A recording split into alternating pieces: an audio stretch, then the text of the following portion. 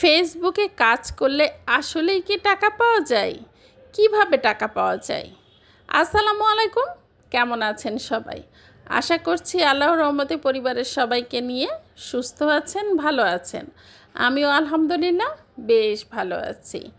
তো অনেকেই আমার কাছে এই কথাটা জানতে চান যে ফেসবুকে কাজ করলে আসলেই কি টাকা পাওয়া যায় কি না। আসলে অনেকেই যারা কাজ করেনি বা টাকা পায়নি তারা অনেকেই জানে না, যার জন্য এই ধরনের কথা বলে থাকে। আর হয় কি, আসলে আমরা যে ভিডিও বানাই, অনেক সময় অনেকেই বলে ভিডিও বানাই কি করেন, এটা কি টিকটক? আসলে অনেকেই বুঝতে পারে না, জানে না। তাই এমন হয়েছে যে আমি গ্রামে গিয়েছি, ভিডিও বানাচ্ছি, বলেছি যে এখান থেকে কাজ করলে, ফেসবুকে কাজ করলে টাকা পাওয়া যায়, ভিডিও বানালে টাকা পাওয়া যায়। গ্রামের লোক যেভাবে বুঝে আমি ওইভাবে বোঝানোর চেষ্টা করেছি। তারা আমাকে এমনও কথা বলেছে, টাকা এত সহজ কথা না, ভিডিও বানালেই টাকা পাওয়া যায় না। তারপরেও আমি কিন্তু পিছিয়ে থাকিনি, আমি ধরে থেকেছি, চেষ্টা করেছি। আলহামদুলিল্লাহ আমি 2টা পেজ থেকে সুন্দর মতো করে টাকা ইনকাম করেছি বা করছি এখনও, আলহামদুলিল্লাহ আবারও বলি। তো যাই হোক, সব কিছুর সবচাইতে বড় বিষয় যেটা, সেটা হলো ধরে থাকতে হবে। ধৈর্য ধরে কাজ করলে প্রত্যেকটা কাজেই সফলতা আসবে। তো সফলতা একদিন না একদিন আসবেই।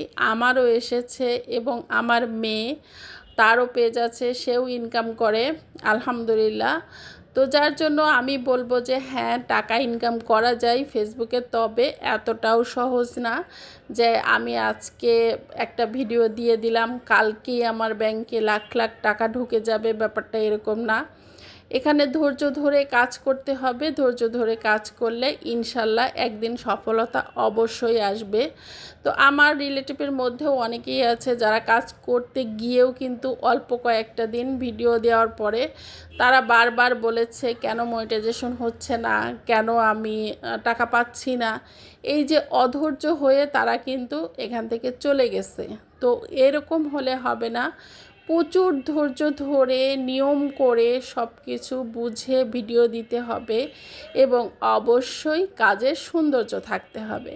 আমরা যখন বাসায় কাজ করি তখনও কিন্তু সবসময় চাই যে বাসাটা সুন্দর করে গুছিয়ে রাখি, দেখতে সুন্দর লাগবে।